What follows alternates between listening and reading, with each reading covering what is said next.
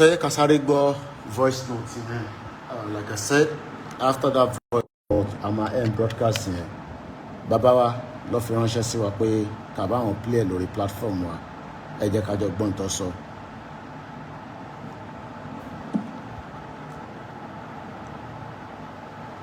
Ẹ̀yin ọmọ Yorùbá, pàápàá jùlọ tẹ́ wà ní orígun mẹ́rin ìlú tá ń pè ní location 419. Mo pe àkọlé ọ̀rọ̀ tí àárọ̀ ní ẹ dìde, ẹ gbáradì. Kí ni mo pè ẹ dìde, ẹ gbáradì? That is in get ready and be prepared.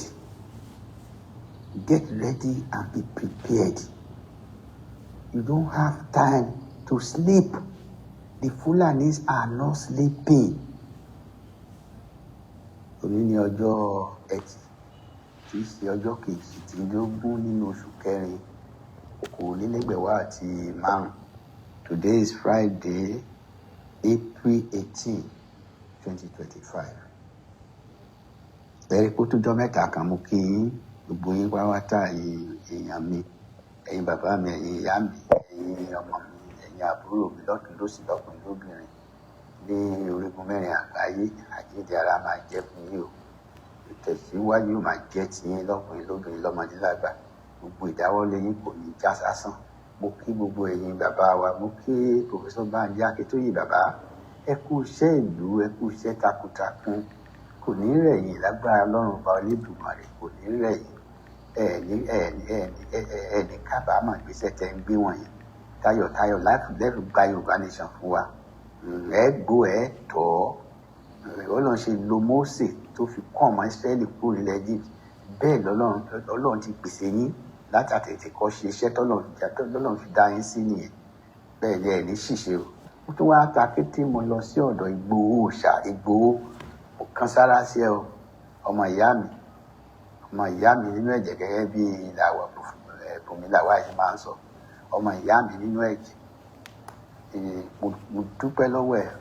O ṣé o, ó gbìyànjú. Agbára náà kò ní rẹ̀ ẹ́ o, kò ní ṣubú dànù, kò ní kú ní rèwerèwe, ò ní pàdánù aya, ò ní pàdánù ọkọ. Àṣeyọrí máa jẹ́ tiẹ̀. Agbára náà gbogbo alájọ máa délẹ̀ lérí àti ẹ̀tì débẹ̀ ká kàn gbà lókun, ká gba nǹkan wa padà. Kò sí gbà ṣẹ̀ṣẹ̀ ń lọ ilẹ̀ lérí kankan, ilẹ̀ lérí la wà yìí. Agbára náà kò ní ṣẹ̀yìn ẹ̀ o, a lè fi pìtàn lẹ́yìn ẹ̀ tó ti gbọ́. Iṣẹ́ ọmọ ìyá mi náà tún máa kà sí ẹlẹ́ẹ̀kọ̀ọ̀kan. Tó gbọ́, kò ṣe bá mi kí àwọn ìyàwó ẹ̀ àtàwọn ọmọ yẹn, ọmọ alálùbáríkà lọ́nà, because ìwọ fúnra rẹ̀ ọmọ alálùbáríkà ni ẹ láti ìpìlẹ̀ ṣe wà. Àkàndá ènìyàn ni ẹ. Àkàndá ẹ̀ má dáwọn tó tẹ́ fẹ́ Ìgbòho lọ sí skul kò ṣe. Ìpàǹbì lọ́wọ́ ṣé Muhammad lọ sí skul? Ànábì Muhammadu skul mélòó ló kà? Primary school mélòó ló lọ? Secondary school? Ṣé Jésù lọ sí skul? Mo ń béèrè, ṣé Solomon lọ sí skul? Ṣé David nínú Bíbélì lọ sí skul? Ṣé Joshua lọ sí skul? Gbogbo àwọn tó náà bá ti yàn wọ́n ti lọ sí skul Ọlọ́run. Òun ìdí tí ààbò Ọlọ́run máa fi ń wà lórí wọn nìyẹn. Ìwọ ti lọ sí skul Ọlọ́run, Ọlọ́run ló pè ẹ́. Ọlọ́run ló pè ẹ́, ló ṣe ẹ́ ó gbádélé ẹ lórí, ìyẹn ló fi yí adé níyì. Adéyẹmọ, Adé ọmọ aládé ni ẹ́. O kì í ṣe ẹgbẹ́ pòfẹ́sọ̀ tó lọ sí skul. O kì í ṣe ẹgbẹ́ àwọn doctors, o kì í ṣe ẹgbẹ́ lọ́yà. Nǹkan tí wọ́n ń ṣe kò sí doctor tó lè láyà gbàgbà kó ló ń ṣe. kò sí bàbá ńlá iná tán bí ire tó lè láyà tó máa sọ pé ohun tí Ìgbòho ṣe ní 2021 2022 yẹn òun fẹ́ ṣe, kò sí bàbá ńlá torí pé Ọlọ́run ò dá wọn fún ṣé wọn ò gbéṣẹ́ yẹn lé wọn lọ́wọ́. So má dá àwọn òpònú yẹn, òpònú aláìlérò gbogbo àti bá ń sọ̀rọ̀ sí àti wo àti bàbá Akíntó. Focus on what you are doing. Don't be discouraged, ọmọ ìyá mi. Èmi wà lẹ́yìn ẹ digbí, ordinary human being mi ò, ṣùgbọ́n mo mọ̀ pé wàá ṣàṣeyọrí. Ìyẹn bẹ́ẹ̀, ẹ̀yin yẹn mi, back to the issue at stake. Ẹ̀rí ìgbà tí mo sọ wọ́n ní, get ready and be prepared. Ẹ̀rí àsìkò tá a wà, kì í ṣe àsìkò òun rárá. These people, àwọn Fúlàní, wọ́n ti gbà pé ọdún ìjọ kan 2025 yìí, wọ́n gbọ́dọ̀ parí iṣẹ́ Nàìjíríà. They must finish it and get it by all means. Mo sọ fún nígbà kan, I think it was January, sometime January, bóyá 16 or so, tí mo gbé fídíò kan, audio kan jáde tí mo ní, what I saw is terrible and catastrophic and deadly, very destructive or something. Tí mo ní mo rí àwọn èèyàn tán tú sínú igbó, tí ìlú ti dàrú, gbogbo ìlú ti, àwọn èèyàn sá lọ, wọ́n sá, ìlú fẹ́ẹ́ dà wó, tí nǹkan ló ṣẹlẹ̀ sí. Is it not what is happening? Electro Benue, Taraba and so on. Ẹ̀yin èèyàn ṣe tún gbọ́ ti òtùpùrùkù àbí òtùpùrùkù mi ìmọ̀ ibi tí yẹn wà. Bóyá Plateau ni o, bóyá Benue ni o, bóyá Kogi or Kwara, bóyá àwọn tí kì í ṣe ilẹ̀ Yorùbá. Àwọn yẹn ti wọlé síbẹ̀, Fúlàní ti wọlé síbẹ̀ ló tán pariwo síta, àwọn èèyàn ti pa àwọn ẹgbàá wa ẹ má bọ̀. Ẹ má máa pariwo ẹgbàá wa mọ́. Fúlàní ọwọ́ méjì náà níbi tí yín. Èèyàn wá bá yín lé yín. Gbogbo nǹkan tẹ́ ẹ nílẹ̀ máa fi defend ara yín. I have told you guys, ẹ má pariwo, ẹ need the video, we don't need all this. Àtijọ́ tẹ́ ti ń ṣe fídíò, ṣé federal government ṣó wá ràn yín lọ́wọ́? Ṣé state government yín, ṣé gómìnà ṣó dìde? Gómìnà wo lẹ́rí tó sọ̀rọ̀ lẹ́ Yorùbá àti gbàdá tí ń pààyàn? Tán pààyàn ní Ondo state rẹpẹtẹ, Ọ̀yọ́ state and so on. And the onslaught has increased. You can't continue to make noise. Ṣé ẹ̀yin ò ní ọpọlọ ní ẹ̀yin wọ̀nyí? Ṣé a máa sọ pé Fúlàní gbọ́n jù wá lọ ni? Wọ́n ti intensify effort wọn láti grab gbogbo ilẹ̀ wa. Àwọn gómìnà wa, àwọn yẹn ò tiẹ̀ ní ìtì ẹ̀rọ pé wọ́n tiẹ̀. They don't care about you guys. Ẹ wo Ṣèyí Mákindé is talking about 2027. Ó fẹ́ jẹ president níbi tí Bọ́lá Ahmed Tinubu wà. Ẹ rí pé àwọn ilé yìí, Ondo á ní ọ̀dà, they are ọ̀dà. Àwọn Ọ̀yọ́ á ní ọ̀dẹ̀. Ṣé ká ọ̀dẹ̀ kọ́ làwọn ilé? Ẹ wo nǹkan tí man Kumasi yẹn, Kumasi Metropolitan Authority, ẹni tó dàbí minister in charge, àwọn yẹn gómìnà wọn tó give order pé from May 1 gbogbo màálù kan bá rí nígboro Kumasi tó ń gbẹ tó ń pípa ní wọn máa pa gbogbo wọn. Wọn á dẹ̀ gbé wọn, á kó ẹran wọn, wọn fi ṣe oúnjẹ fún àwọn tó wà lọ́gbà ẹ̀wọ̀n. Kò sí bàbá ńlá yẹn tó lè yẹ. President of Ghana, John Mahama, ó fọwọ́ sí. The past president, Nana Akufo-Addo, ó fọwọ́ sí. Ibi nìkan ni president wa, ó kàn jọkùnrin ni, kò lóko nìdí. Is what I would call Okubo. Àwọn Okubo gan tó ń lágbára. President ó lọ jókòó sí France, iná ń jó nínú ìlú ẹ̀. Ó wá ń pàṣẹ fún governor of Plateau State pé kó wá nǹkan ṣe sí. Ṣé Plateau State governor ni commander in chief? Ẹ̀yin èèyàn mi ẹ bá mi gbọ́rọ̀ ẹ̀yẹ̀ wò. Tinubu kí ló ń ṣe ní France? Ṣé France náà ti dìbò fún ẹni? Àbírú èèyàn wo lẹ́yìn yìí? Adójú tí ni. Ó ti ẹ̀ pé rẹ lọ. Anyway, mo máa kó kì í ṣọmọ Yorùbá. Èmi ò lè wà nípò ẹ gẹ́gẹ́ bí ọmọ Yorùbá. Even 1 year, ilẹ̀ Yorùbá mọ ìyàtọ̀. Gbogbo Nàìjíríà máa pé yes, ọmọ Yorùbá gidi ni mí. Oye ọdún tí IBB ló bẹ̀rẹ̀, ó mú ìlú ẹ̀ tó ṣe, ó ṣe everything sílùú ẹ̀.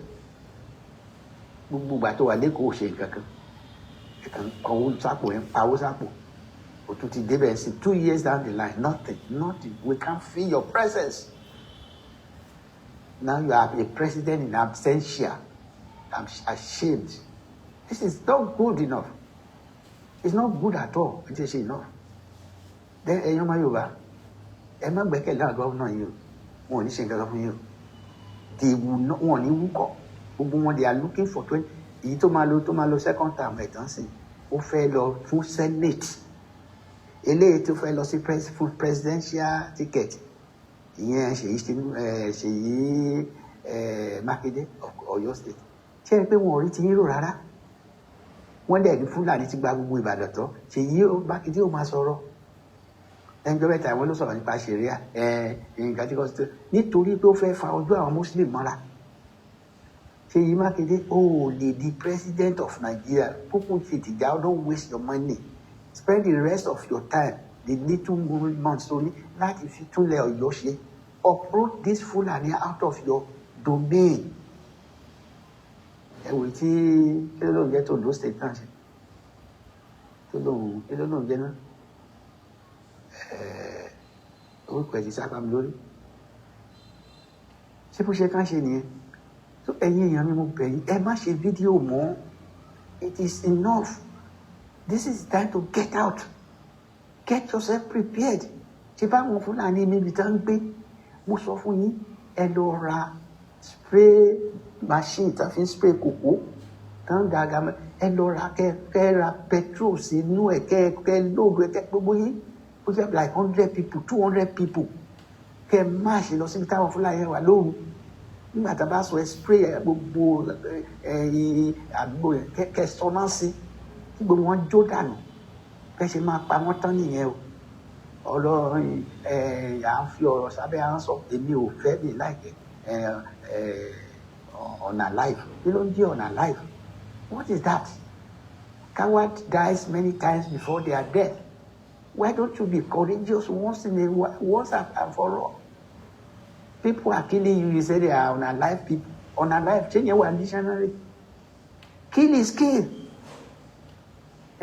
wọ́n ti pa they are paying kí ló jẹ́ paying ṣé paying wà ní sí dictionary they have killed this gbogbo àwọn tán pa ní Benue tán pa ní Ondo state tán pa ní Ọ̀yọ́ state tán pa ní Enugu state yẹn ṣé àwọn international community orí ewa lè rán fọ̀rọ̀ sí abẹ́ aṣọ ẹ má máa lo àwọn ambiguous languages àwọn languages ládàálẹ̀ tí ò ní meaning ó tó pé you don't want to expose the humongous crime that these people are committing. They are killing people left, right, and center.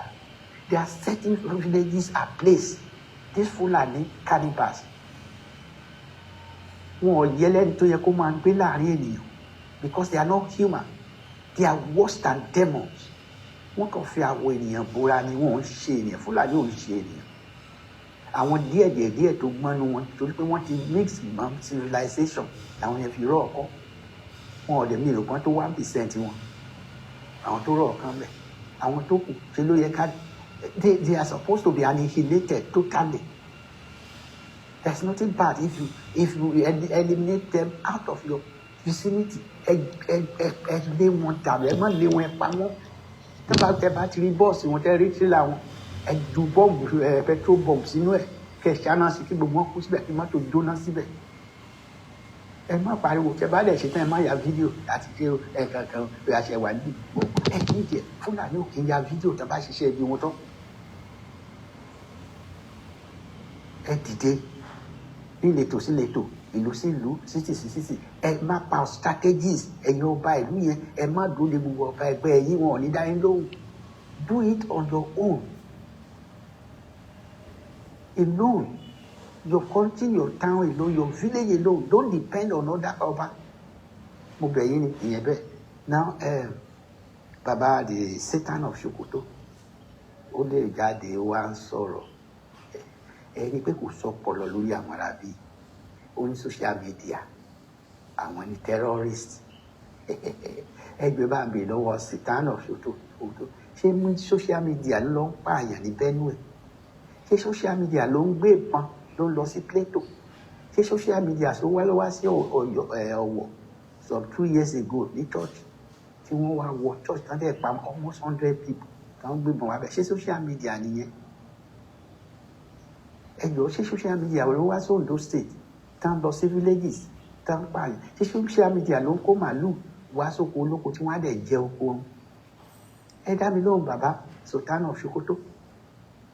Sultan ló ń jẹ́ ní Satan I don't even know the difference ìtumọ̀ sultan ní satan tẹ́ bá translate satan kí ni ìyàtọ̀ ẹ̀ ìyá máa pàṣẹ Fúlàní ni máa ní ó lè wọ́n iṣẹ́ tí wọ́n ò lù kó jáde o iṣẹ́ Fúlàní yẹn ó wọ́dà bíbélì ní a thief does not come but to steal to kill and to destroy iṣẹ́ Fúlàní yẹn they have come to steal kí náà steal wọ́n á jí ilé yìí wọ́n á jí ilẹ̀ wọ́n á pa irun they kill and they want to destroy the whole village so that they can take over nígbà tí Bible sọ yẹn ẹ ti mọ̀ pé Fúlàní ló ń bá wọn ò níṣẹ́ kankan ẹ lè rí bí tí Fúlàní kọ́ ilé tó dáa irọ́ ilé onílé náà máa ń jogún oko olóko ilẹ̀ onílẹ̀ ṣé social media ló ti ẹ Sultan of Sokoto ẹ bá ń béèrè lọ́wọ́ ẹ jọ láti nílò ẹ̀yìn èèyàn èmi fúnra mi mo declare gbogbo Bayelsa Allah as terrorist organization worldwide mo declare àwọn tó ń kó màálù káàkiri tó ń jẹ oko olóko they are all terrorists. I group them together àti Boko Haram àti SWAP àti the other organizations o today from today they are all worldwide terrorists. Ìdí tí wọn ò fi ń gbà wọn nílùú yìí nìyẹn ẹ rí i pé kò sí country tó ń bá dé wọn máa ń lé wọn dànù ni. I think it was early this year or late last year ni wọ́n lé gbogbo Fúlàní kó Ghana ṣùgbọ́n president wa ò ní gut láti ṣerú ẹ̀ láyé kò jẹ́rìí ẹ̀ kò lè ṣe kò ọkùnrin tí ẹ ò débẹ̀ yẹn orí ahọ́n orí kó máa halẹ̀ kó máa pa irọ́ tí ò ṣeé ṣe kò lè confront Fúlàní bẹ́ẹ̀ náà náà governors wa àtàwọn ọba so ẹ̀yin èèyàn mi mo bẹ̀ yín ẹ dìde fúnra yín kò sẹ́ni tó máa jà fún yín àwọn ọmọ Ísírẹ́lì lẹ́yìn sí wọ́n ń jà láti gba ilẹ̀ wọn torí Hamas wọ́n fẹ́ gba ilẹ̀ Iran Hamas àti Iraq they are planning to take over to destroy Israel Israel ló gbà fún wọn ẹ̀wọ̀n tó ṣẹlẹ̀ ní between Ukraine and Russia ṣé Ọlọ́run dìde tẹ bá ṣe dúró ẹ lọ orí òkè ẹ lọ sórí àwẹ̀ ọgọ́rùn-ún ọjọ́ nǹkan ẹ ń waste time yìí ni it is you yourself even in the Bible the self said fought for themselves though God Ọlọ́run ràn wọ́n lọ́wọ́ ẹ mọ iye ogun táwọn ọmọ Ísírẹ́lì jà láti kojú ọ̀tá and they are always winning tọ́lọ́run bá ti tẹ̀lé ìlànà Ọlọ́run ṣùgbọ́n wọn ò ní lọ sí ìṣòro wọn ò ní lọ jókòó sórí òkè àwọn jíò ní máa fi wọ́n pawó kò sí jíò kankan nígbà àwọn Ísírẹ́lì o kò sí o àwọn eléyìí kápẹ́rẹ́ àwọn jíò yìí gbágbé original wọ́n fi jẹun wọ́n fi pawó ni o ẹ dìde ẹ má dáwọ́ yìí sínú don't sow seed that you cannot reap sow your seed in Yoruba nation ẹ dáwọ́ pọ̀ ká gbárùkù tí wọn bàbá ká dáwọ́ sínú orílẹ̀-èdè Yorùbá fún ìlọsíwájú àti ohun gbogbo mèremère tá a fẹ́ ṣe stop sowing seed tẹ́ ẹ̀ ń sọ wọ́n fi ń ra private jet wọ́n fi ń kọ́lé fúnra wọn ìyàwó wọn àtọmọ wà ní best schools ẹ̀yin lẹ́yìn sọ seed tẹ́ ẹ̀ di reap stop giving 10% 20% kò necessary ẹ jẹ́ ká gbowó pọ̀ ká gba ilẹ̀ Yorùbá ká wá tún ilẹ̀ Yorùbá ṣe ìgbà yẹn nínú wa lè dùn kò ní sí pé Fúlàní kan bọ̀ wá kó wa lẹ́rù kò ní sí pé Ìgbò kan yí ara rẹ̀ mọ́ wa pé this is no man's land ìyẹn ò ní sílẹ̀ àwa la ní nǹkan wa mo fọlọ́ bẹ̀yìn ẹ dìde ẹ má ṣe fídíò mọ́ Tinubu ò ní ràn yín lọ́wọ́ o àtijọ́ tó ti ń pa yín ǹjẹ́ rí ọlọ́pàá kankan kó wá ǹjẹ́ rí sójà ǹjẹ́ rí navy ǹjẹ́ rí air force wọn ò ní dìde onígbà tán bá ṣe tí Fúlàní bá ṣiṣẹ́ bí wọ́n tán lẹ́sẹ̀ máa rí wọ́n tán máa sá kàbàkàbà tán máa wá when the deed has been done ìwọ̀nba ọ̀rọ̀ là ń sọ fún ọmọlúwàbí ẹ̀jọ̀ ẹ̀rí pé pẹ́ tó jọ́ bí mélòó kan tí mo jáde sẹ́yìn gbẹ̀gbẹ̀ ṣùgbọ́n kí ní nǹkan mi lára ó kàn dùn mí pé mi ò ní agbára tí mò ń fẹ́ tí kí n darapọ̀ pẹ̀lú Ìgbòho kájọ gbé kí ní we can rule these people within 3 months tẹ́yìn ọmọ Yorùbá tẹ́ ní agbára tẹ́ bá dìde ẹ wá wèrèpè ẹ lọ jà kẹ ṣe kó pọ̀ ẹ̀yin lẹ bàbá ẹ ṣe máa lò ẹ lọ sí kára àwọn Fúlàní tẹ́ bá ti dá sí àárín wọn bí wọ́n ti ń yára pátápátá ẹ dáná sun wọn gbogbo ìbọn wọn yẹn bó ṣe kẹ́ kó ní kẹ́ rí mọ́lẹ̀ kẹ́ wọ ẹ̀yin lẹ bàbá ẹ ṣe máa ṣe wọn. We must stop this thing within 6 months. We can finish them between now and December. It is possible. It is just, we must be ambitious. When we have the plan, we have the will. There is always a way. If there is a will, ẹ jọ̀ọ́ mo bẹ̀ yín ni, ẹ má jẹ́ kí n sọ̀rọ̀ pọ̀ jù, ẹ ṣé, ó dàbọ̀. Ẹ bá mi distribute audio yìí kó lọ jìnnà so that àwọn èèyàn wa lè mọ̀ pé àsìkò tá a máa gbáradì láti dé yìí kò sí à ń sùn mọ́. Àwọn Fúlàní ò ń sùn, gbogbo òru náà fi ń ṣiṣẹ́ bí o, káwa náà ṣiṣẹ́ ló jẹ́ pé ká máa fi òru ṣiṣẹ́, tó bá di ọjọ́ orí dìde ká lọ sùn, ká máa plan. Ẹ máa ṣèpàdé ní meeting yín kákọ́s ẹ̀yìn olórí, ẹ̀kọ́ àwọn ọlọ́dẹ jọ, káwọn mẹ́rin ẹ ṣáà ṣe bá ṣe jẹ́. Let's destroy these people before they destroy us. Irú oko yín yẹn gbogbo ẹ̀yin àgbẹ̀ ẹ lọ ra gamalé kẹ́ ẹ spray gbogbo oko yẹn pátápátá. Anything tó bá lè pa màlúù ẹ spray ẹ. Every farmer in Ondo State in Southwest, ẹ má dúró ẹ lọ report fún ọlọ́pàá ò ní ṣe yẹn náà. Ẹ òru àbọ̀sọ̀ kẹ́ ẹ lọ spray oko yín pátápátá kí àwọn Fúlàní kí àwọn màlúù máa jẹ́ ká máa kú kò sí tó kàn yín. Ìbúkọ yín náà wá. Ẹni Fúlàní tẹ bá dẹ̀ tó fẹ́ ṣe ẹ spray òun náà pẹ̀lú petrol bomb, ẹ jó wọn dànù. Ẹ tó a fẹ́ tó, because you are defending yourself. Ká dàrú ìwẹ̀ dàrú. Ṣé o dàbọ̀?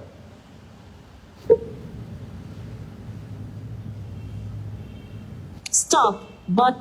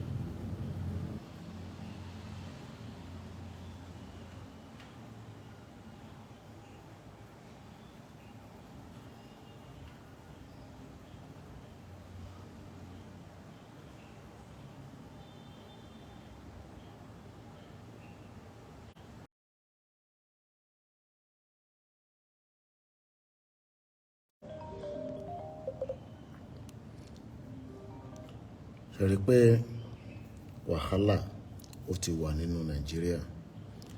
Àti gbọ́ tí bàbá wa yẹn ti sọ̀rọ̀ ọ̀rọ̀ la gbọ́ lẹ́nu bàbá wa. Ọlọ́run jẹ́ kí wọ́n sọ̀rọ̀ tán. Ìwọ ọmọ Yorùbá tó ṣe ń tako ìrìn àjò yìí yíra ńlẹ̀, gbéra ńlẹ̀.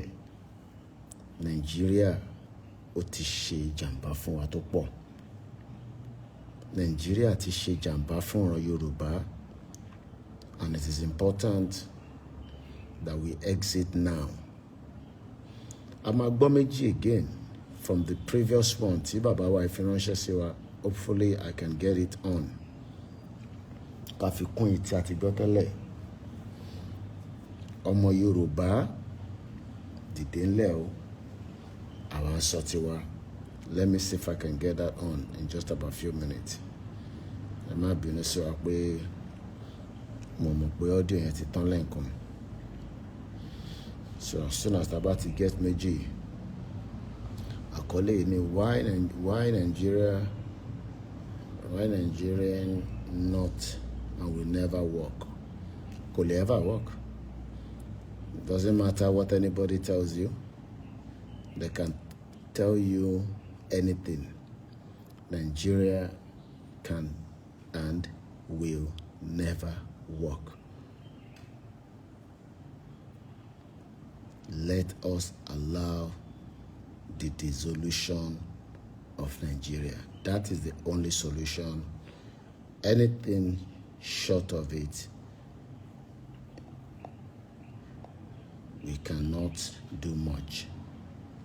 But àwọn tó ń takò ló pọ̀ jù. Wọ́n takò ní gbogbo ìgbà. Ọlọ́run ṣe ìdájọ́ fún gbogbo ẹ̀yin tẹ́ ń takò ìrìn àjò yìí. Ẹ sọ̀rọ̀ 2027. À ń sọ̀rọ̀ pé ká bọ́ nínú wàhálà. Ẹ sọ̀rọ̀ 2027. Do you know how many people Nigeria has affected? On a daily basis, many Nigerians are affected because our toko are sorrow. So now that we are talking, we can't be taken for a joke anymore. So I hope you understand that very well. So we open the next one in just about a few seconds. Let's listen to this one.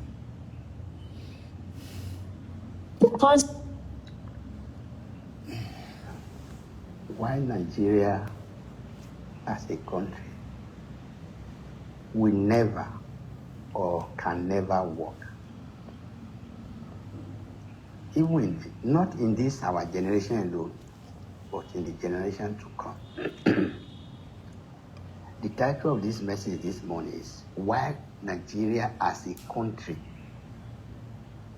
will not and can never work for the benefit of we the masses. So, please follow me as I progress with this message. Mo kí gbogbo ẹ̀yin ọmọ ojúlówó àti ògidì ọmọ Yorùbá ní orígun mẹ́rin àgbáyé, ẹ káàárọ̀, ẹ kú àṣálẹ́, ẹ kú ọ̀sán, ẹ kú ìyálẹ̀ta, ẹ kú òru, ibikíbi tẹ́ bá wà. Mo kí yín, àánú ìyọ́nú Ọlọ́run ọba Olódùmarè, àlàáfíà ọba tó pé yóò máa bá yín gbé. Àní gbúrò aburú sẹ́ni kankan nínú yín láyé àti láéláé ní orúkọ ti bàbá ti ọmọ àti ti ẹ̀mí náà. Àmín. Mo ju fídíò kan síta ń sìn, kò tí ì pẹ́ púpọ̀. So this is just a follow-up or additional information to back up that video. Video látọ̀dọ̀ Dr. Zabini. I think it's about 34 minutes or thereabout. But ẹ gbádùn ẹ gan, ẹ dẹ̀ jẹ́ kí fídíò yẹn kó go round the world. Ṣé màá pé mi kì í polówó fídíò ẹni mi? Because ojú tèmi fi wo nǹkan kọ́ lójú tẹ́lómi máa fi wò. Ṣùgbọ́n tó bá yẹ pé wọ fúnra rẹ̀ ló wo fídíò tán bá jù síta tó dẹ̀ láìkẹ́, it's a different ball game. Mo láìkẹ́ lé mo dẹ̀ máa pé bóyá máa láìkẹ́, you fall in love with it. It was fantastic. Èmi kan tẹ̀ mo ti record, mo ti store, mo ti save sí private fáìlì mi for future references tó máa máa lò lóòrèkóòrè pàápàá jùlọ ọ̀rọ̀ tí ọ̀gbẹ́ni yẹn sọ nípa Ìgbòho àti báwo ṣe náà ní our value Messiah wa.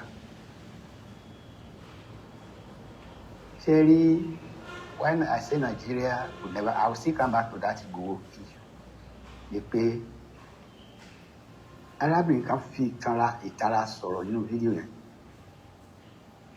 Ó sọ̀rọ̀ gan-an pé karùn-ún àbẹ́ mélòó rèé nínú ọdún yìí tó ti láti gbà tí Tinubu ti débẹ̀ tó ti ń lọ sí France. Ìlú tí ẹ ò ṣe é dókòó sí ó tún bẹ̀ ṣe. We have 774 local, so kò síbi kankan tí Tinubu lè lọ láti lọ lo ìsinmi láti lọ reflect. Ó fẹ́ lọ máa reflect láàrin àwọn òyìnbó bí Nàìjíríà ṣe rí. Ṣẹ́yìn náà rí bẹ́ẹ̀ yẹn. Ṣé pé gbogbo àtàn sọ nínú fídíò yẹn top notch ni kò sí ìta àjọ ìṣòro dànù. Ìkan náà tó wà mẹ́ tó lanu gbòòsà ọmọ lẹ́nu rírun kan Fúlàní báyìí tó láwọn ní Nàìjíríà pé tí ó ẹran táwọn wá jẹran wọn táwọn wá jẹ okú wa àgbọ́dọ̀ sọ̀rọ̀ táwọn bá rí èpò wa all those things, those are some of the things, part of the things that will never make Nigeria to work, because when people like this speak, nobody goes after them, no security goes after them. Then ìjọba ìta ní Bauchi, is it Bauchi or Plateau? Just about few days ago, this Fulani bloodsuckers, this maniac, these woman vampires, they went in the middle of the night and started to massacre human beings like them. The Fulanis are not human. They are not. They are not supposed to live among human beings. They are supposed to be exterminated totally out of the earth. Because as long as you stay with these people, you will never know peace. And they propagate, they say their religion is a religion of peace. It's a lie. It is a religion of wars and agonies and terror. That's why Nigeria will never work.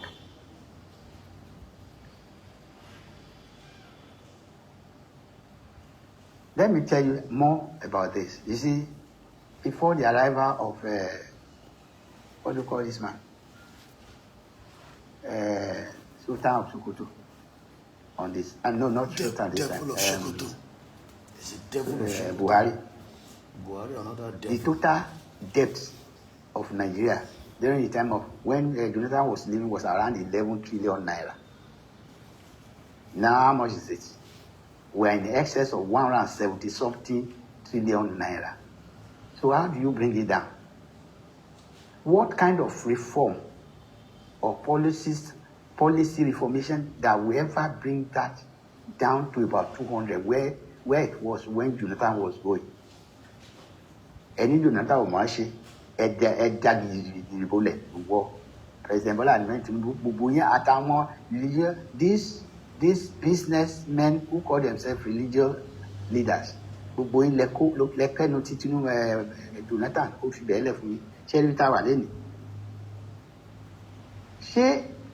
rice tara ní 7,500 nígbà ayé Jonathan, a bag of 50 kg tó ti wọ 120,000. Ṣé reform Tinubu máa gbé padà wá sí, don't let us even bring it back to 10. Ṣó lè gbé padà sí 20,000? Is it possible? So in Nigeria can never work. If we go from bad to bad, from bad, badder, baddest. It's not bad, worse, no.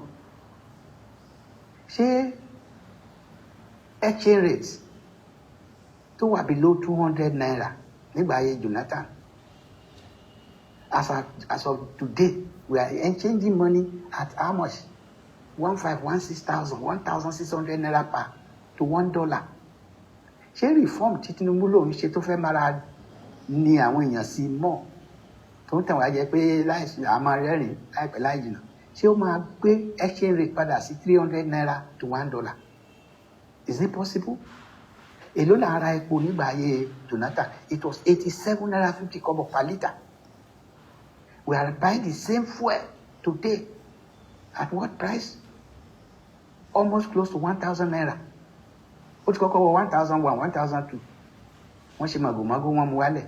Wọ́n mú wá bẹ̀rẹ̀ sí 800 and something. Now to go back to, to jump up to 900 and something. Very soon, àpò 1,000. Very soon, àpò 1,500. Ṣé reform sí Tinubu ó lè dá padà? Mo ń bèrè ni.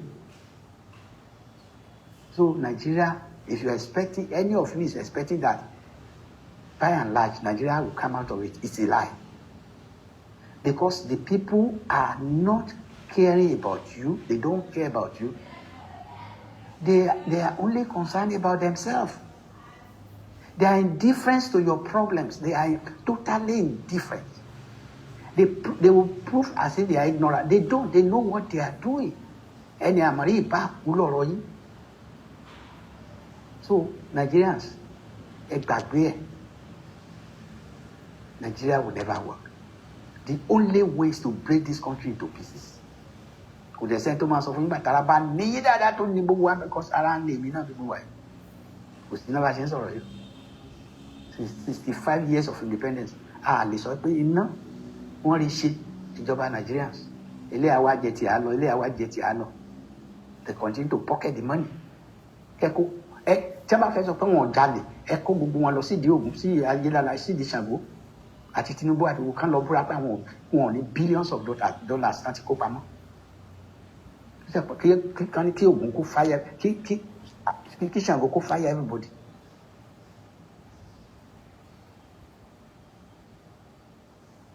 Ṣé rí nípa electoral reform tẹ́ ń sọ? Why it won't work?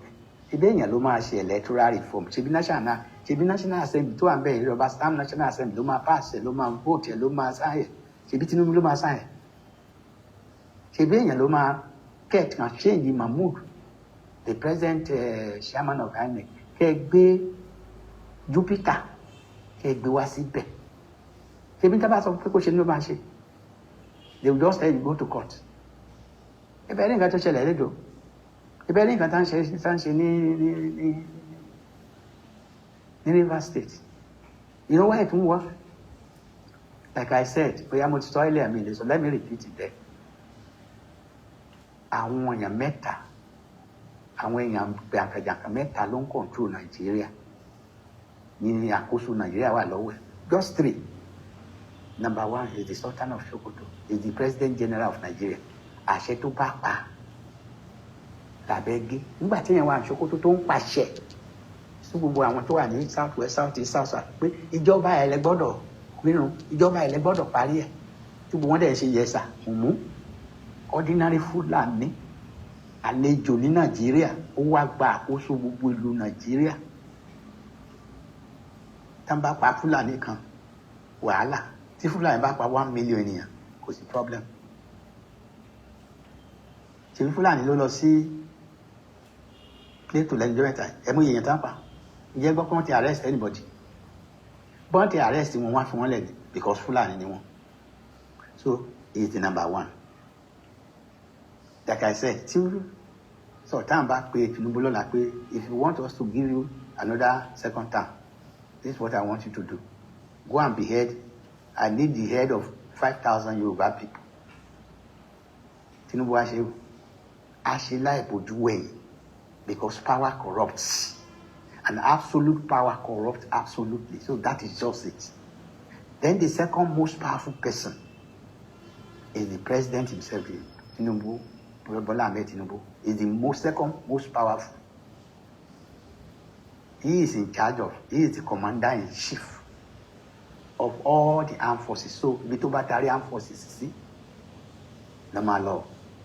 Bó ní ká wọnú ná, wọ́n á wọ̀. Òun ló wà in control of all the National Assembly, both arms of the National Assembly. Ohun tó bá sọ fáwọn yẹn náà máa ṣe. Bó ní kí wọ́n ṣe third term agenda fún kóun ṣe, kóun kan dẹ̀ sign, wọ́n á ṣe o. So he has pocketed them. Àwọn yẹn ò lẹ́nu ọ̀rọ̀. Wọ́n kàn wá ń bẹ níbi zombie gan ni wọ́n ṣe bí. They are just zombie.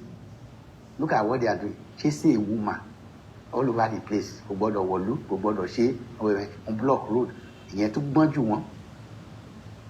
Gbogbo wọ́n sùn wọ́n kọrí síbi kan náà. Ṣé With all this, you think Nigeria can ever work? You see why I say it will never work? Kò tán síbẹ̀ o. Gbogbo 174 local governments, they are in the pocket of Tinubu. All the 36 states of Nigeria, they are in the pocket of Tinubu. Ìyẹn òun handle gbogbo area yẹn. So when it comes to the judiciary, Wike is in charge. He is the controller general of the judiciary, which is the top third arm of the government. From the lower court to the state court, to the federal court, to the court of appeal, and to the Supreme Court. Tí Wike bá ti fún wọn àṣẹ tó bá pa, ibi tó bá ní ká yí ìdájọ́ sí, ibẹ̀ náà máa yí sí. Wọn ò gbọ́dọ̀ gbó lẹ́nu. Ṣé pé Nàìjíríà ò lè work? Ẹnìjọ́ mẹ́ta àwọn náà gbé ẹnìkan lọ sùn federal lọ sùn Tinubu pé kò sí àṣẹ, kò sí òfin tó ní kán kí sole administrator máa control ìlú, especially military. Wọ́n dẹ̀ náà assign ẹjọ́ yẹn fún one of the judges in Abuja. Mo ní ṣé ẹjọ́ yẹn is already dead on arrival because on technical ground wọ́n á done. I tell you, it will not see the light of day. That man cannot win it because ọ̀gá tó wà ní in charge. Wọ́n ti pin mọ́ra sí that's the third powerful man in the whole of Nigeria. Wike. Yes, some Wike. So tó bá sọ fún àwọn adájọ́ yẹn ṣe wọ́n ṣẹ̀ṣẹ̀ ń ṣe ni. It is all glaring. Àfọ́jú gan-an mọ̀ pé olùkọ́ tó ń ṣẹlẹ̀ ni. Even arọ, odi àti arọ wọn mọ̀. So you see, all these samples I'm giving will let you know that Nigeria can never and will never work. Whether now or in another generation of, it will never. The only way Nigeria can work, the only way, something that can solve this problem is for everyone to go his or her own way. Nigeria just have to break. Tẹ́ ẹ bá break Nigeria, ẹ tanra yín jẹ ni. Ẹ sì ń fọwọ́ ra nǹkan yẹn lórí. You are just giving this association of political criminals the opportunity to embezzle, to take your money. Ẹ bá ń béèrè pé 171 trillion tán ti yá trillion naira. Kí ni nǹkan pàtó tán lè náwó sí pé wọ́n fi kíní ṣe? Kí ni achievement kan tí wọ́n ṣe in the last 10 years of APC, Association of Political Criminals, tí wọ́n gbé ṣe ní Nàìjíríà, talk less of ilẹ̀ Yorùbá. Wọ́n pa ọmọ Yorùbá lọ́tún, wọ́n pa ọmọ Yorùbá lọ́sì, wọ́n ń bẹ́rí, wọ́n ń ṣe gbogbo ẹ̀. Síbẹ̀ náà kò sẹ́nìbọ̀dì tó lè sọ̀rọ̀ nù. Ṣùgbọ́n torí pé wọ́n pa 16, just mere 16 Fúlàní, wọn tí ì pa 1,000 Fúlàní o. Ó sì máa dé level yẹn o. Just mere 16. Gbogbo olùfẹ́dà, gbogbo wọn gbẹnu sókè. Àti àwọn religious leader tó dúró shamefully. Gbogbo bàtà ń pààyàn tí wọ́n ń ṣe nílẹ̀ Yorùbá tá ń pààyàn ní bẹ́ẹ̀ wọ́n ṣe pààyàn ní Plateau lẹ́yìn mẹ́ta 52 yẹn gan lọ́nà pa. They are more than that, just to cover it up. Àtijọ́ tán ti pa 52 sí tán ti pa gbọ́n tán pera wọn ní GO. Wọn ò sọ̀rọ̀, wọn ò bọ́ síta kán pariwo síta. They never. Àti GO àti tí ò GO gbogbo wọn dákẹ́. Just because wọ́n pa 16. Ọmọ tó sọ̀rọ̀ sí tó ní táwọn bá pa Yorùbá táwọn bá pa ẹ̀bọ̀ àgbọ̀dọ̀ sọ̀rọ̀ kò sẹ́ni tó sọ̀rọ̀ ń pa ẹ̀ pé àwọn lọ̀gá wa àwọn làwọn ní àwọn citizen first citizen táwọn rí bá rèpù ìyàwó wa tán pa àwọn èèyàn sóko àtún gbọ́dọ̀ san compensation fáwọn wọ́n rí yẹn wọn ò ní sọ̀rọ̀. So ẹ̀yin ọmọ Yorùbá, mò ń fi àwọn nǹkan wọ̀nyí wá kẹ́lẹ̀ mọ̀ pé kò sí ní tá a lè ṣe tí Nàìjíríà lè ṣe tẹ́ fi lè bọ́. The only way ní kókà kù Yorùbá nation yìí ò ní issue. Ṣé tó bá yẹ pé wọ́n rí ààyè ni, tó bá yẹ pé Nigeria government rí ààyè ni, ẹ wò gbà tí bàbá wa ṣe òkú yẹ ìyàwó ẹ̀, ṣe pé wọ́n attempt àti lọ pamọ́lé. Ọlọ́run tó fún bàbá yẹn ní ọgbọ́n àti òye tí ó dẹ̀ ní padà lẹ́yìn tó dẹ̀ fún Ìgbòho ní ọgbọ́n àti òye náà fi ká bàbá yẹn ó mọ nǹkan tó máa ṣẹlẹ̀. Ọlọ́run ti fi hàn kò sún lé yẹn. Wọ́n dẹ̀ gba orí rúùfù wọlé àwọn òṣè ti wá sílé yẹn before kí bàbá tó dé ìgbà yẹn ẹ máa fi mọ̀ pé assassination attempt ni and who sponsor it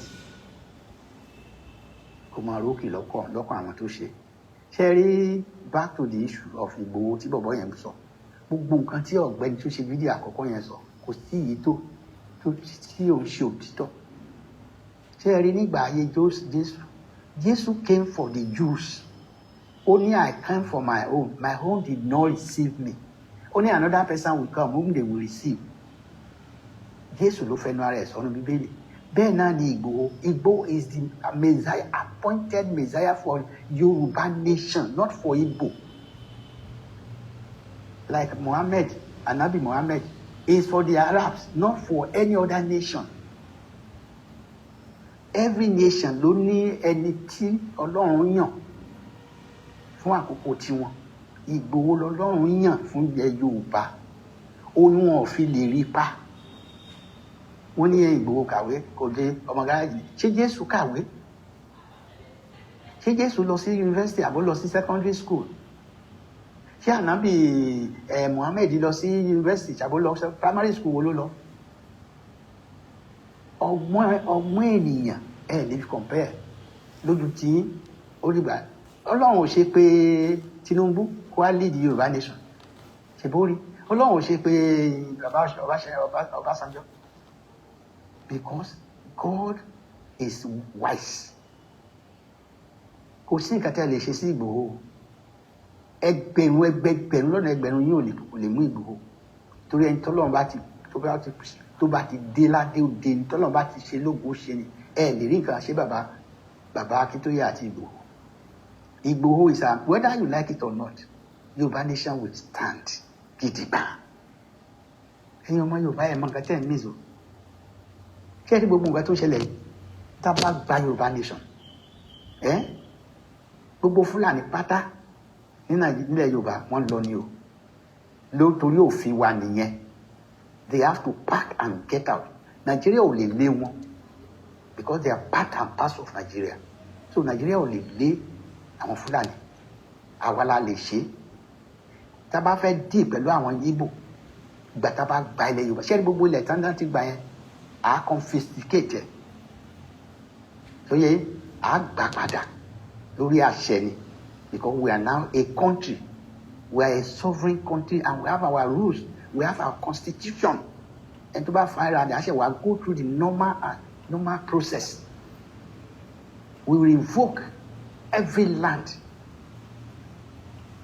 ẹ bá rà for the last 10,000 years tá a bá lè gba ìjọba tá a bẹ̀rẹ̀ tiwa the same thing Igbo we do in their land tá a bá gba Biafra gbogbo àwọn rubbish táwọn Fúlàní ṣe yẹn wọ́n pòórá nìyẹn ọ̀rọ̀ pé àṣẹ̀ṣẹ̀ mẹ́nìkan lọ police station ò sí ń bẹ̀ it's just a matter of 1 week ultimatum or at most 1 month ẹ̀kọ́ ẹrù yín ẹ̀ tí ò bá dẹ̀ lọ tó bá tójú ẹ̀ bá rí dẹ́yìn ìgbà yẹn so ẹ̀yin ọmọ Yorùbá the benefit of what we are looking for is far greater than whatever you think Nigeria can provide for you. Never. It will never.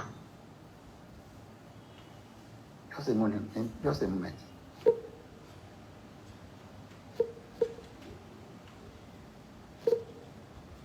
Sound visualization. Swipe left or right with 2 fingers to play. Button disabled. Pause recording. Button. Pause recording. Button. So, kí ni mò ń sọ lọ ni pé ẹ má bínú mo ní some láti ṣe 1 or 2 things níbẹ̀ ni. So, ṣé ẹ̀yin ọmọ Yorùbá ọlọ́gbọ́n ni yín náà olóye ni yín ẹ̀yin ẹ̀rọ that we are called a nation we have our own currency we have our diplomatic mission all over the place ẹ lọ wo Nigerian diplomatic missions outside the country àwọn olókùn bẹ̀ Fúlàní àwọn Chinese àwa máa pàṣẹ nílùú wa ní Nàìjíríà wọ́n á gba ọmọ Nàìjíríà síṣẹ́ wọ́n á tún máa rúùlù wọn bíbí kò lè ṣẹlẹ̀ nílẹ̀ Yorùbá gbogbo àwọn tó máa ṣiṣẹ́ nílẹ̀ Yorùbá ni wọ́n our president or our prime minister will forever be Yoruba not a mixture of ìyá Fulani ni bàbá ẹ̀ ní Yorùbá. No. It's a full-blooded Yoruba people that will rule Yoruba land. This is some things that you don't understand.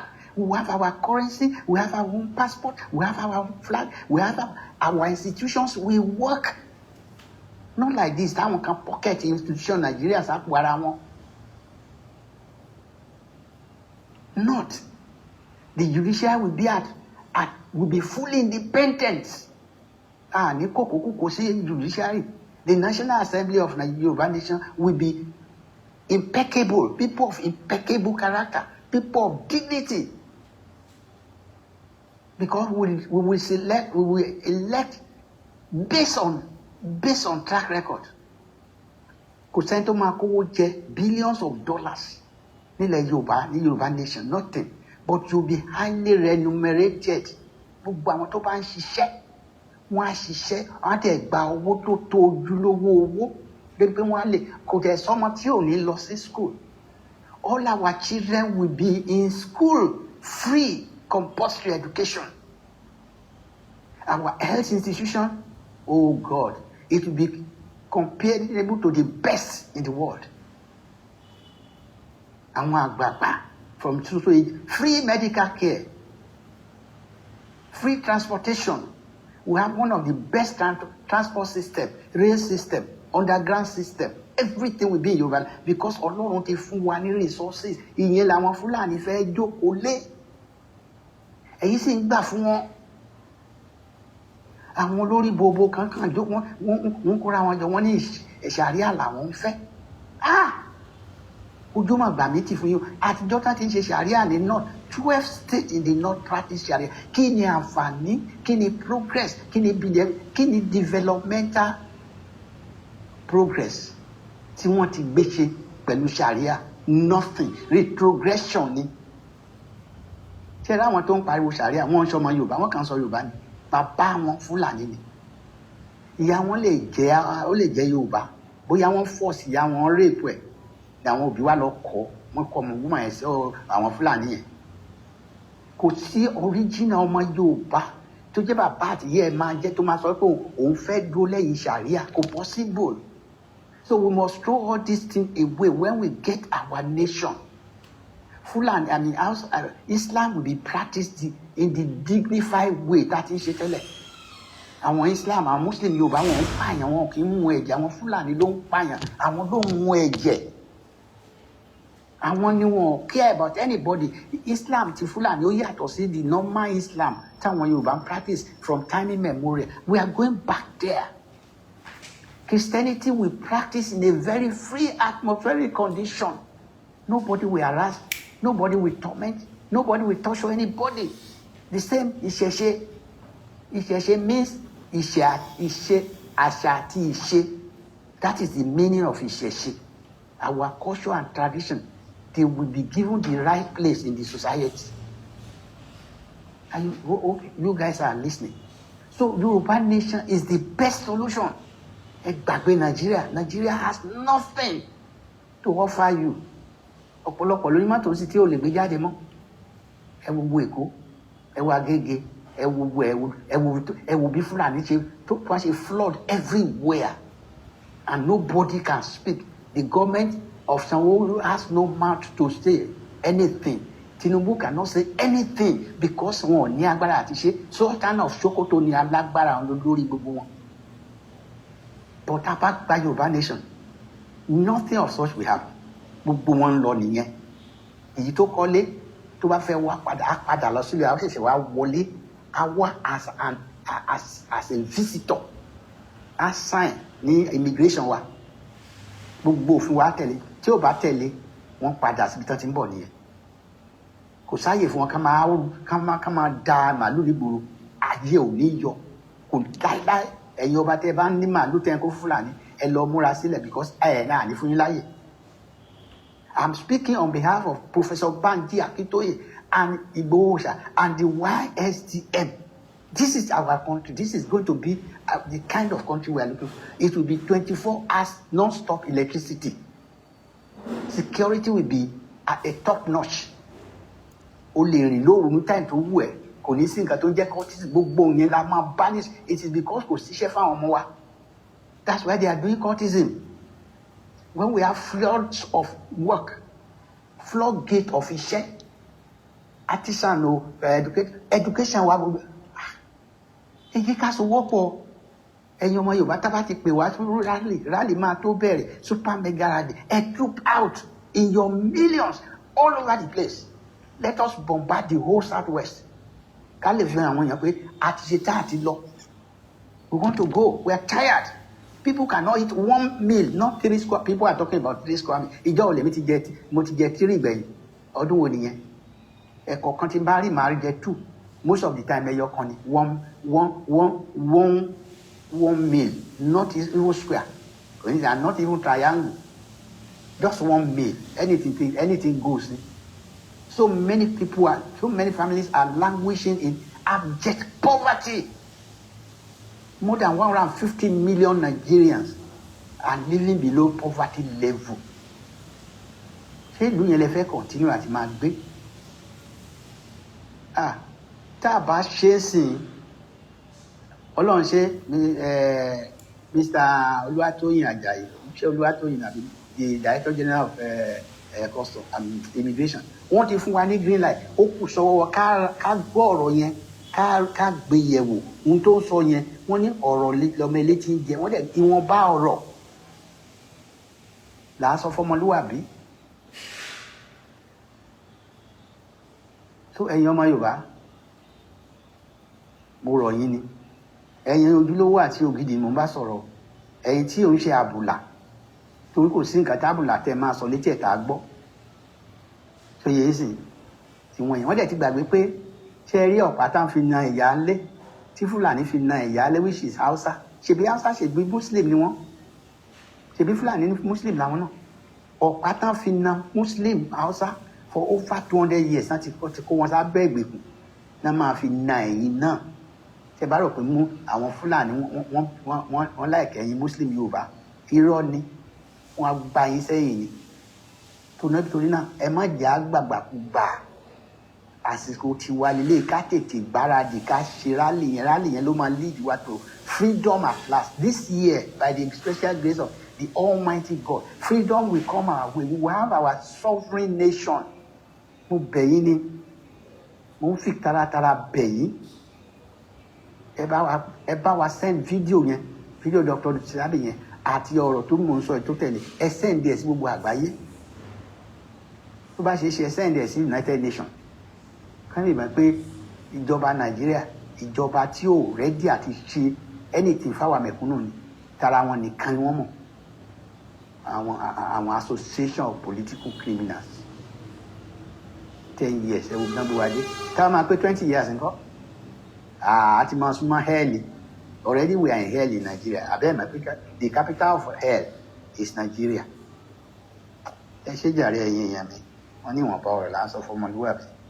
Tó bá kù tí bá tó fẹ́ sọ létà máa tún wá báyìí. Ṣé gbọ́? Ẹ ṣé o. Ọjọ́ ni a gbé yín o. Gbogbo ẹ̀yin tẹ́ ń lọ church. Àdúrà yẹn á gbà. Ṣùgbọ́n ẹ ṣiṣẹ́. Iṣẹ́ tí ò bá sí iṣẹ́, àdúrà ò kì í gbà o. Ẹ wá ṣẹ́ ṣe. Ẹ má máa sùn sí church. Ẹ̀sọ́ yẹn sìn. Wọ́n fi yín jẹun ni. Àwọn jíò yẹn fi yín jẹun ni. Ẹ lọ máa pawó wá. Àwọn á máa fi ra private jet. Wọ́n máa fi kọ́ embassy. Wọ́n máa kọ́ mansion ribidi. Ọmọ wọn á máa gbádùn. Ẹ̀yin kẹ́ ẹ lọ máa ṣiṣẹ́ owó aláta owó ilé wọn oníyọ̀ wọn á kó jọ. Kò tẹ̀yìn ò ní gbádùn ẹ̀. Wọ́n lẹ̀ ń so síìdì wo. Ṣé èèyàn máa ń so síìdì owó ni? Gbà tí ṣe pé ẹ kówó sí báńkì tó ń yí di interest. Ṣé owó tẹ́ ń kó sí church máa ń yí di interest ni? Ẹ ronú yín. That's why your prayers are not answered, because you have been made fools for too long. Èmi ti jára mi gbà. Ó dàbọ̀. Stop.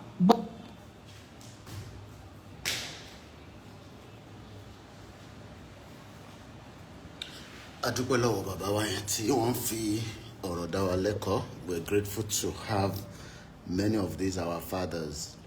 I hope you are enjoying it. I think a lot of us should know by now that Nigeria is not meant for us. So if anybody is telling you out there, especially your politicians, that Nigeria is going to work, Nigeria will never work. I guess we can play one more. I think so. Let me hear this one.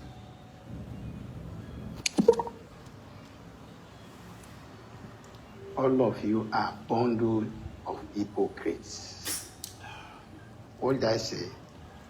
All of you are bundles of hypocrites. Alágàbàgebè ni gbogbo yín. Gbogbo yín pátá máa ṣàlàyé. Ọlọ́run ò dẹ̀ ní ìfẹ́ sí ẹni tó bá ń ṣe àgàbàgebè. God does not love hypocrites. And that's why it has been very difficult for prayers in Nigeria to be answered by God. Ẹ kàn ń gbàdúrà lórí asán èké. Asán àdúrà asán ni gbogbo yín ń gbà. Ẹ nígbàgbọ́ náà Ọlọ́run. Ẹ jẹ́ olóòótọ́. Alágàbàgebè, you are all hypocrites. I'm still talking about the incident that happened in Edo State of recent. Today is April 1,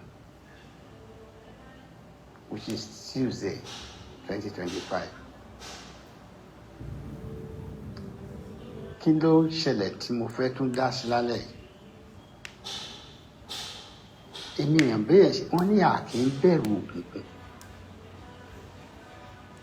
Káṣù sílé. Ó yà mí lẹ́nu pé àwọn Christian Association of Nigeria àti Pentecostal Fellowship of Nigeria PFN àwọn ni mò ń pè ní hypocrites àti gbogbo ẹ̀ tẹ́ wà ní kẹ́ẹ̀sì jẹ́ olùdarí ìjọba Nàìjíríà. Ẹ ní ẹ̀mí Ọlọ́run, ẹ kì í ṣe èèyàn rere. Ẹ bá rí òótọ́, ẹ pa òótọ́ mọ́lẹ̀, ẹ wá gbé irọ́ lékè. You are all hypocrites, sycophants. What a pack of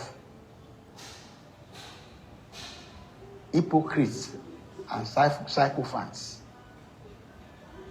Ẹ ń ṣe èèyàn, ẹ kàn lọ church ni, àti gbogbo ẹ̀yin tẹ́ pera ní GO, gbájúẹ̀ original ní gbájúẹ̀ original ní GO. Ibi tẹ́ bá ti máa jẹ olẹ́mọ̀. Àwọn ọmọ yín àwọn ọmọ ìlú yìí bá máa pa wọ́n lọ́tùn lósì ká máa ṣe kò sí dọ́kàn yín. You are all slaves of the Fulanis. Ẹ ti dẹrú Fulani. No wonder tẹ́ ẹ lè sọ̀rọ̀. Wọ́n ń pa ọmọ yín, wọ́n ń pa èèyàn yín. Láti jọ́ tí Fulani ti ń pààyàn tán rape tán kill. Tí wọ́n ń gba ransom. Ríran gbà yẹn ojú yín ò là láti pariwo pé they must get these people arrested. Ǹjẹ́ mo yé èèyàn táwọn ará bíi àwọn Fúlàní ti pa nílùú tán pè Nàìjíríà yìí? Ǹjẹ́ mo yé èrò tí Fúlàní ti pa? Ǹjẹ́ mo yé èèyàn tí Fúlàní ti gbẹ̀mí ẹ̀? Ẹ máa sọ̀rọ̀. Ẹ̀yin Pentecostal Fellowship.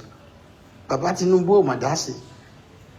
Ibi ìlànà wa tán pa ẹgbẹ̀rún ní Plateau, Bauchi, Benue, gbogbo ẹ̀ lẹ́ máa rí. Ẹ máa sọ̀rọ̀. Abẹ́ sọ̀rọ̀. Mo ń bèrè ni gbogbo villages tán ti dáná sun ní Benue tán ti lé gbogbo àwọn èèyàn lọ sí tán ti di èrò ID camp. Ǹjẹ́ ẹ jáde? Ẹ̀yin CAN.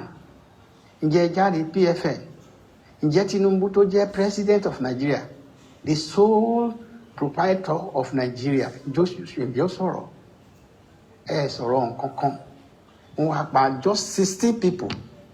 Of course, human beings, life is for life. Life kò wà sacred more than another life. Life àwọn Fúlàní kò better ju life àwọn tí wọ́n ń rape yẹn, tí wọ́n ń pa lóko, tí wọ́n bá àwọn ìyá obìnrin wa, wọ́n bá wọn ní wọ́n á lò wọ́n bó ṣe wù wọ́n, wọ́n á tún mú igi, wọ́n á tún fi gún ojú ara wọn. Ẹ rí yẹn, gbogbo yín wá gbẹnu sókè wá ń pariwo. Shame on you people. Shame on you people. No wonder tá àdúrà ò lè gbà. Àdúrà ẹ̀ ní ò lè gbà láéláé nítorí pé ẹ kì í ṣe èèyàn Ọlọ́run, ẹ jẹ́ olóòótọ́. Ibi tó bá jẹ́ kẹ́ ẹ ti sòótọ́ ẹ dákẹ́. Gbogbo ìgbà tí wọ́n ń pa Christian ní north ẹ ríran gbà yẹn, ẹ mọ̀ ẹ sí ní Nàìjíríà mọ́, ẹ ti sùn. Gbogbo yín Pastor Adébóyè, Bishop Oyedepo, gbogbo yín Kúmúyì, and so on and so forth. Gbogbo lẹ́wà, you kept mute like deaf and dumb. I'm ashamed of you guys. I'm not holding any position in Nigeria, but I know that God is the creator of every life. Nobody is given the right to take life, except maybe tó bá jẹ́ under law ní abẹ́ òfin lẹ́tí lè gbẹ̀mí ènìyàn. Ṣé òfin wà Nàìjíríà? Òfin wà ní wọ́n ń ṣe àgàbàgebè tán ṣe wọ̀nyí. Òfin wà lẹ́ni àwọn méjì pocket the whole of judiciary. 2 people. Ṣé bí tẹ́tí fẹ́ rí òfin tẹ́tí fẹ́ rí ìdájọ́ òdodo nìyẹn? Fúlàní ń pààyàn lọ́tún lósì, wọ́n rape, they do anything and get away with it. Wọ́n wá pa 16 gbogbo wọn gbẹnu sókè ní north. Wọ́n bẹ̀rẹ̀ sí jẹ́mi ní yàmà. Àwọn máa kógun sílẹ̀. Ṣé tógun bá dé ṣé kò ní kàn yín? Ẹ̀yin ò ní kú, family yín ò ní kú. Start it now. And stop harassing people with your this nonsensical shout. Ẹ̀yin not. Listen, kì í ṣe not ló ń pariwo. Àwọn Fúlàní ni the bane of the Nigerian problem. Fúlàní gan ni. Kì í ṣe middle belt. Kì í ṣe Hausa. Kì í ṣe àwọn Nupe. Àwọn Fúlàní náà ló wà, àwọn ló form 99% of Boko Haram. Fúlàní náà ló wà ní SWAT. Fúlàní náà la máa bá nídìí àwọn darandaran mujẹmujẹ. Àwọn Fúlàní ni wọ́n dẹ̀ máa, àwọn náà ló máa shout the loudest. They are the evil that is troubling Nigeria, and the president doesn't have the effrontery. He doesn't have the courage to call a spade a spade. Wọ́n ní ká lọ fish out àwọn yẹn. Tẹ́ bá fish out wọn tán ẹ pa wọ́n. Ẹ lọ pa wọ́n náà, bóyá yìí ò ní kú. Gbogbo wa táwọn yẹn ti ń pariwo, ọba kan jáde lánàá, ó lẹ́ẹ̀mẹ́ta ló ti san ransom fún Fúlàní ní in that Edo state 3 times. Ó wọ́n gbé sister wọn. Gbogbo yín gbà yẹn kò sẹ́ni tó sọ̀rọ̀. Gbogbo ẹ̀yin kánù wọn. Kán gan inú agolo yẹn ló yẹ ká dé yín sí. You don't deserve to be working on the surface of the earth. Thank God, gbogbo wa la máa fi lé ayé sílẹ̀. Ẹ̀rọ òótọ́ ẹ̀ ní sọ. Òótọ́ ẹ̀ ní sọ. Gbogbo shenanigan tí Tinubu àti Wike ń ṣe rí kẹ́ẹ̀dá sí. The supreme commander of the judiciary in Nigeria, Wike, n tó bá ti sọ lábẹ́gẹ́, bẹ́ẹ̀ gbé court, bẹ́ẹ̀ lọ sí court, anybody tó bá lóun lọ gbé ẹjọ́ lọ sí court náà, ó kàn waste time ara ẹ̀. Order from above ni. There is nobody that is more superior in Nigeria than Tinubu and Wike. Rí gbogbo òye kẹ́ ẹ sọ̀rọ̀ sí. Àtijọ́ tán ti ń pààyàn tán ti ń kóyàn Benue tí 300 people will be slaughtered in a night. Tí Boko Haram wọ́n wá on their motorbike. Tí military adákẹ́ wọn ò ní ṣe nǹkan kan pẹ̀. Gbàtàn bá ṣe lọ́tàn máa sáré gíragíra. Rí yẹn. Tí àwọn tán pa ní Benue yẹn wọn ò ń ṣe yẹn ni. Or are they cockroaches? Are they not human beings? Gbogbo àwọn, just of recent, about five communities ni wọ́n lọ ravage ní Ondo State. More than 30 people were slaughtered. Ẹ̀yin ká ní ẹ̀dìdí kẹ́ ẹ sọ̀rọ̀. Pentecostal fellowship ẹ̀ sọ̀rọ̀ wọn ẹ̀rù Fúlàní ń bà yín. Ojo burúkú. You are spineless people. Ní God. What? Bẹ́ẹ̀ bá sọ̀rọ̀ sí ẹ̀ ní ikú. Ṣé Jésù òkú? Àbí Muhammadu òkú? Ẹ̀jẹ̀ lẹ́yìn sin Ọlọ́run.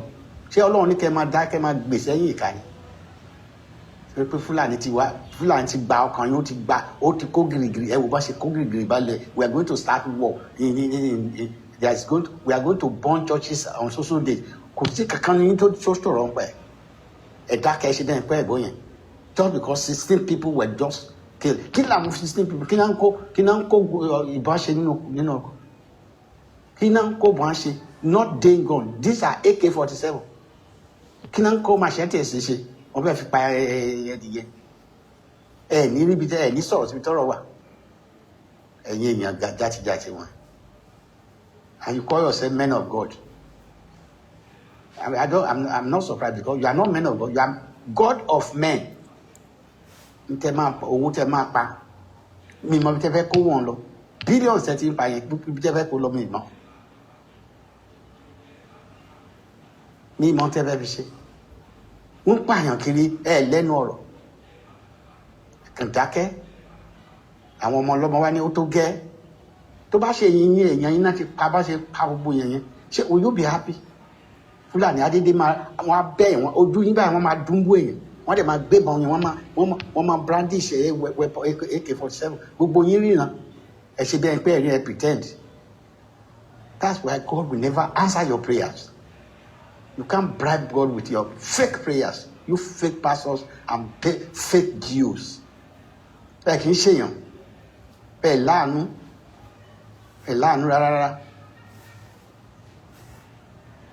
ẹ láàánú. Kí ló dé Tinubu ń ṣe gbogbo olú rárá rẹ̀ àdá bá ṣàbẹ̀sọ tiẹ̀ kẹ́ kóra yín jọ kẹ́ lọ́ba bẹ́ẹ̀ ṣe ń ṣe nǹkan ikọ́ ló kò rí bẹ́ẹ̀. Look at prophet in the Bible. Nathan will go and meet David. Samuel will go and meet Saul. They don't fear. They know their life is not in their hand. Their life is in the hand of He that created all things. I don't fear any of you. You can go and do your worst. Trace my voice. Come and pick me here. Slaughter me. And that's the worst you can do. You cannot stop me from dying. You can't. Because you will kill me. All my sins. You bear my guilt. God will put my guilt and I will go free. I will go scot-free. Because you fell and to bat in so toy and my lip at you. Our full and don't buy a lip and but one can't caution. Tinubu only like only God that is balance or eat and say to you are not part of Nigeria. Are they part of Nigeria from the onset? Are they? Enough is enough now. And your man don't back from you. I am on your side. Nobody should take law into their hand. Nobody. Let the dirty flies take law into their hand. Kill the resources. Mumbai, Kishi law and take why did they wallet? In bad don't see Mama Wally one being won't take law into their hand again. That is what was self-defense. Could the student Catholic come and defend around?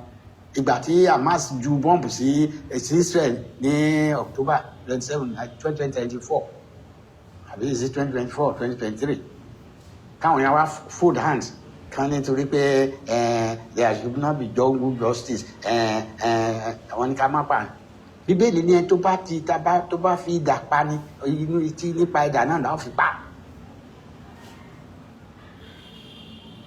ẹ sọ gbogbo olùdáhóró èèyàn ò lè lọ sí oko mọ́ ẹ̀rù á máa bá yàn àyè ìgbà táwa kékeré a máa ń lọ sóko láago 8 alẹ́ a lọ bá àwọn òbí wa tí a bá ti jáde school nothing will harass us.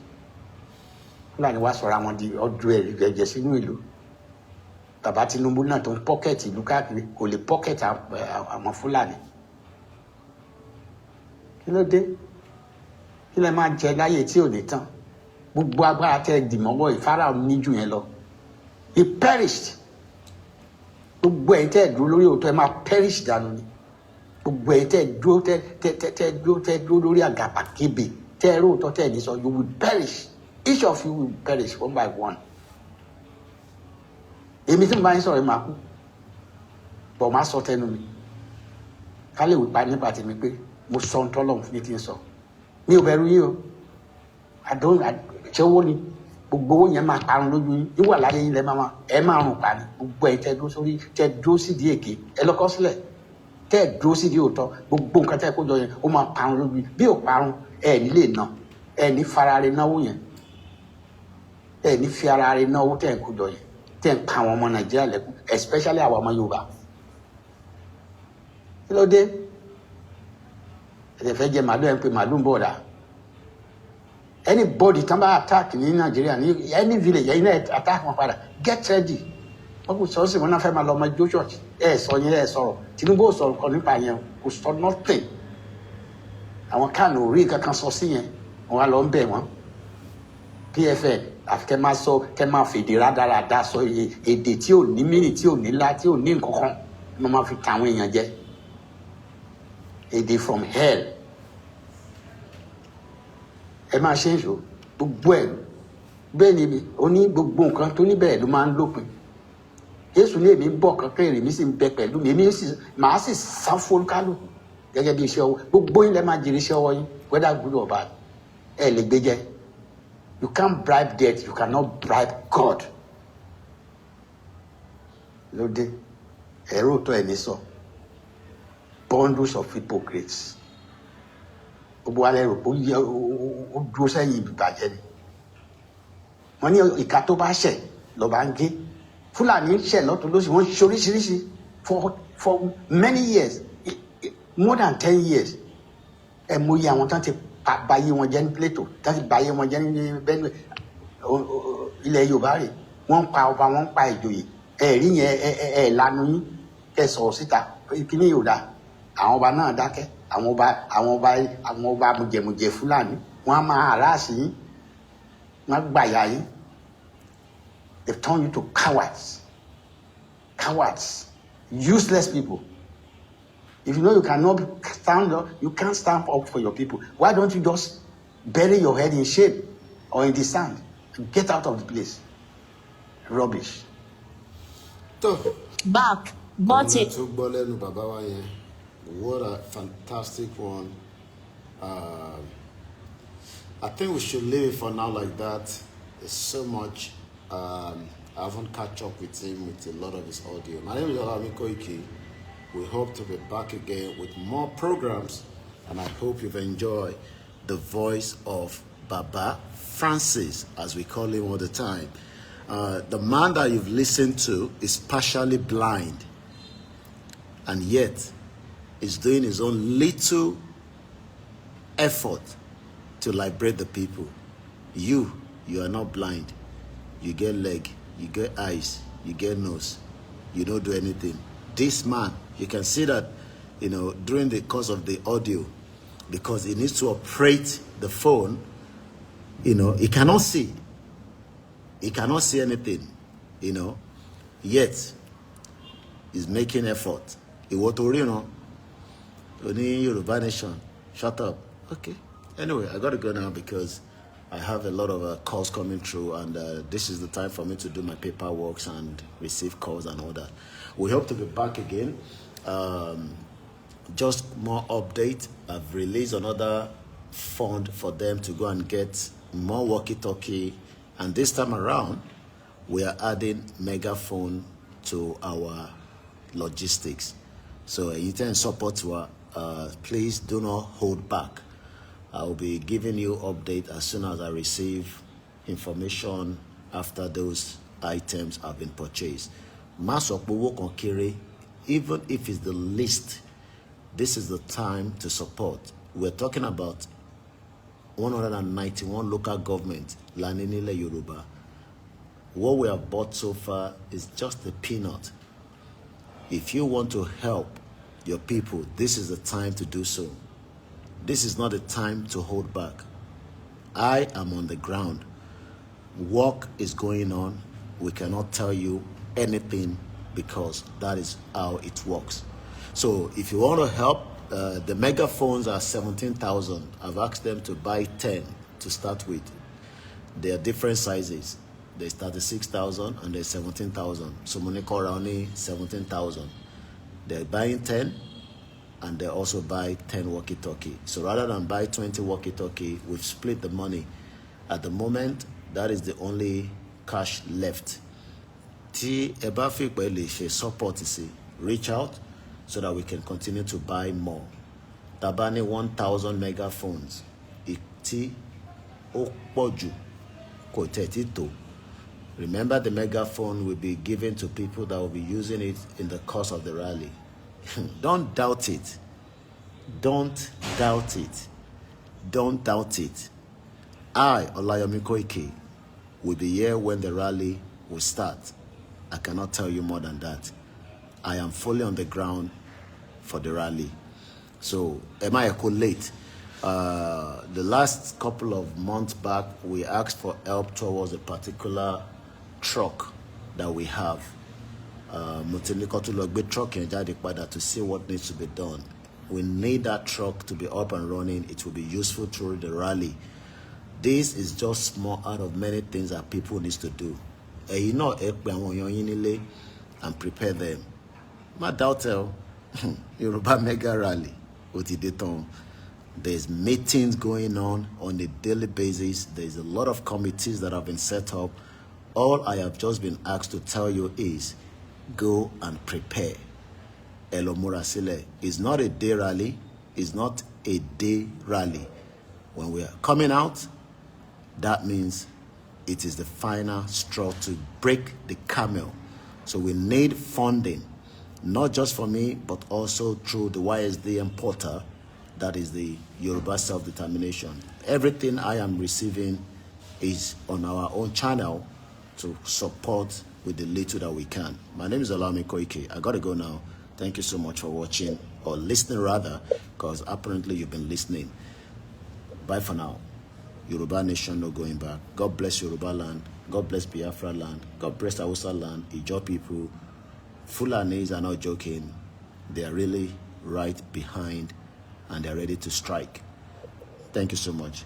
And happy Good Friday.